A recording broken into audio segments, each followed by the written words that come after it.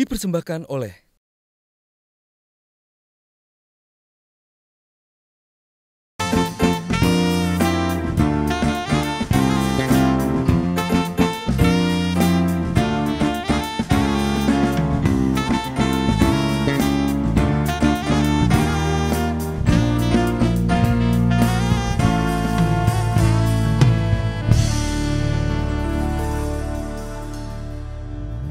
masih di Indonesia, ide untuk Indonesia.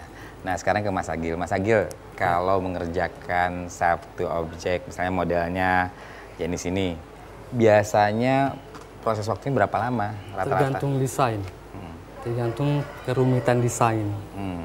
Desain kayak gini-gini, saya lihat tekniknya gini-gini, baru saya tahu, oh ini durasinya sekian. Oh misalnya ini seperti kebaya gitu ya, terus lalu dia pakai baju apa itu bisa macam-macam ya? Hanya bajunya aja atau full sampai kulit hampir kaki itu berapa lama. Untuk desain seperti ini, jadi saya tahu. Mas Agil, kalau dalam berbagai seni itu kan ada yang bisa kolaborasi, ada yang tidak terlalu bisa kolaborasi. Kalau menurut Mas Agil seni lukis tubuh ini mungkin nggak sih misalnya ada 2 orang, 3 orang yang mengerjakannya? Ada juga kayak gitu, tapi lebih banyak 1 orang. 1 orang ya? 1 ide. Karena lebih personal semuanya ya? Gitu. Pernah tapi kolaborasi itu? Pernah sama teman, pernah. Sama teman. Hasilnya? Hasilnya ya lumayan bagus, tapi lebih puas untuk sendiri. Gitu lah. Puas sendiri.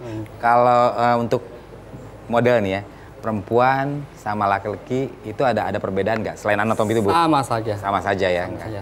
Yang menarik biasanya kalau misalnya kan tadi ada proses waktu. Lalu kalau untuk sebuah show di sebuah station, kalau cepet-cepetan itu kayak dia kan ada 1 lagu 5 menit, bisa kalau body painting paling nggak 2 jam atau 3 jam? Ya 2 jam, 1,5 jam. Body painting, full body painting. Atau hanya kalau sebagian saja sih bisa ya, mungkin gitu. Dipertunjukkan 15 menit jadi gitu. Untuk face painting bisa 5 menit. Face painting? Face painting. 5 menit, 10 menit bisa. Wow, menarik sekali ya. Tapi semuanya pasti ada teknik-teknik yang sama, yaitu teknik seni rupa tadi ya. Teknik, harus menguasai teknik. Menguasai tekniknya. Nah kalau untuk, kan ngomong soal teknik nih Vina, yang paling unik dari seni lukis pasir selain materi-materi tadi ya, pakai harusnya pasirnya ini dan sebagainya, itu lebih kemana? Tekniknya? Teknik itu sebenarnya kita hanya menggunakan tangan kita untuk pertunjukan. Nggak pakai kuas? Nggak pakai kuas. Cuman kalau kita mau recording, jadi untuk gambar-gambar detail, perlu bantuan. Ya terserah sih mau pakai media apa aja, mau pakai tusuk gigi, mau pakai kuas, mau pakai apa itu nggak masalah. Cuman kalau untuk saya sendiri, kalau untuk pertunjukan live saya nggak pakai media apa-apa kecuali apa yang ada di tangan saya ini, kuku gitu atau apa namanya? Bawah tangan ini. Jadi untuk membuat apa, tekstur apa kita bisa pergunakan seluruh apa saja bentuk yang di tangan kita ini gitu. Kalau sejauh ini pengalaman kamu dalam membuat seni lukis pasir ini, seberapa besar yang paling besar yang pernah kamu buat sama Vina? Seberapa besar? Frame-nya? Frame-nya? Saya pernah bikin frame yang saya punya sekarang, ada yang kotak ukurannya lebih besar lagi. Saya agak lupa sih ukurannya berapa, 2x1 kalau nggak salah. Saya juga pernah pakai meja yang panjang banget, ada 3 meteran panjang. 3 meter? Jadi waktu itu melukis relief kayak candi kayak gitu. Ceritanya tapi ada storyboardnya, ada kisahnya. Jadi kita kita analogikan seperti candi. Jadi kan kalau candi kan memanjang gitu kan ceritanya ya. Seperti itu. Terus mejanya pernah ukurannya bulat, seperti itu, bulat besar, diameternya kalau nggak salah sekitar 2-3 meter gitu. Waktu itu saya melukis bersama suami saya seperti itu. Oke. Gitu. Cuman kalau ini sih lebih ke durasi ya, karena frame-nya semakin banyak, semakin lama kita ngerjain, bisa sampai seharian gitu. Seharian, kalau makin besar kan pasti. Untuk perlu waktu gitu. Pengalaman yang paling berkesan untuk kamu? Berkesan, hampir semua berkesan ya, karena sebenarnya paling berkesan adalah ketika saya pertama kali mempelajarinya, karena kan benar-benar nggak tahu tekniknya gimana, cuman melihat dari YouTube gitu, melihat orang ini bagaimana ya cara membuatnya, gimana ya supaya bisa menarik, supaya bisa seperti ini kok dalam jangka waktu segini dia bisa menyelesaikan seperti ini gitu. Nah gimana saya berlatih membuat apa yang ada di pikiran saya di storyboard menjadi satu kenyataan dan mengkolaborasikan dengan lagu, musik harus sesuai, pas selesai lagu selesai, gambar juga selesai.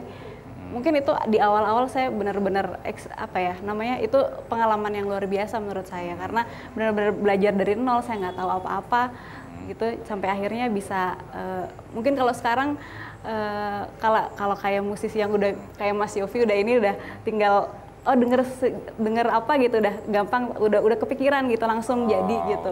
Udah ada inspirasinya, cepat, bisa menangkap, dan eksekusinya sudah dengan experience sudah cukup, jadi nggak terlalu lama lagi ya untuk melakukan gitu. sesuatu. Ya paling kalau yang agak ini sih paling dengan klien ya, klien pengennya apa kita udah buat ternyata salah kayak gitulah. Oh itu yang cerita-ceritanya itu dengan klien. Iya, cerita dengan klien. Ini begitu. Ya. Kayak kita itulah biasalah kayak gitu. Biasa, serunya di situ ya, jurus seninya ya. Iya, itu dia. Nah kalau Mas Agil, kan kalau misalnya ini kan melukis wajah, melukis badan, itu pertama kali meyakinkan kepada masyarakat Indonesia bahwa ini ada seni yang sangat menarik. Dari awal Mas Agil tahun 90-an itu sampai sekarang perkembangannya sudah banyak ya yang mengerjakan ini, atau terasa masih lambat karena cuma ada saya dan beberapa komunitas, atau sekarang sudah banyak? Banyak dan sangat bagus untuk body painting di Indonesia ini ya. Karena banyak sekali peminatnya gitu loh. Dari kalangan muda, tua, maupun anak kecil, pada suka untuk body painting. Jadi banyak ya? Banyak. Dan sentra-sentranya di mana tuh yang menonjol, kota-kota yang menonjol dalam body painting di Indonesia? Sudah banyak, di Semarang ada, di Bali ada, di Jakarta umumnya. Jakarta juga apalagi ya. Nah, ketika melihat perkembangan begitu banyak, tentu kan pastinya secara tidak langsung bahwa ini sudah mulai populer, sudah mulai banyak. Secara marketing atau industrinya, apa yang dilakukan oleh Mas Agil untuk katakanlah mempromosikannya, selain ini dalam media televisi memperkenalkan, tapi yang dilakukan secara langsung oleh timnya Mas Agil dengan Dixpain ini? Biasanya media sosial, biasanya dari klien ke klien tuh biar tahu gitu loh. Hasil karya kita memang bagus dan memang yang patut dijual, ya memang ya bagus gitu loh. Ya, dari situ responnya bagus ya. Ya. Kalau pengalaman yang paling sulit yang pernah dialami oleh Mas Agil ketika membuat proyek seperti apa? Paling sulit. Waktu itu pernah ceritanya, wah ini banyak sekali tantangannya dari klien begini, dari kayak biasanya gini, paling sulit itu biasanya klien minta desain A, sudah selesai A, ternyata diubah, gitu loh. Oh, dirubah. Kayaknya sudah jadi, ini gitu, udah dirubah, jadi. Gini, sedangkan itu maunya dia.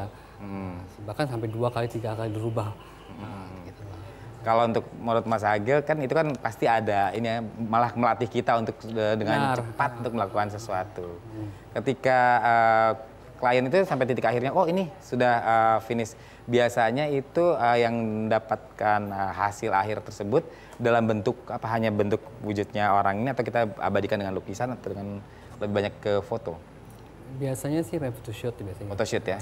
Mungkin sekarang juga banyak video dilakukan dengan seni videografi yang udah lebih lengkap ya. Fotografer ngambil photoshoot. Itu. Foto model digambar, lukis seperti tato, yakuza atau apa, mereka fotografer juga foto-foto gitu. Termasuk tato juga ya? Ya. Nah, ini menarik sekali pemirsa. Jangan kemana-mana, tetap di Indonesia, ide untuk Indonesia.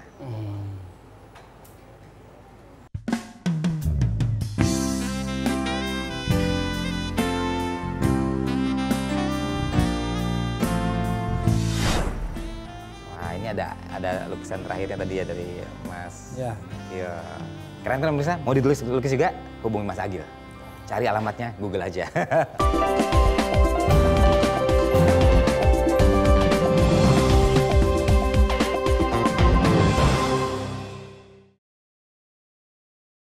Dipersembahkan oleh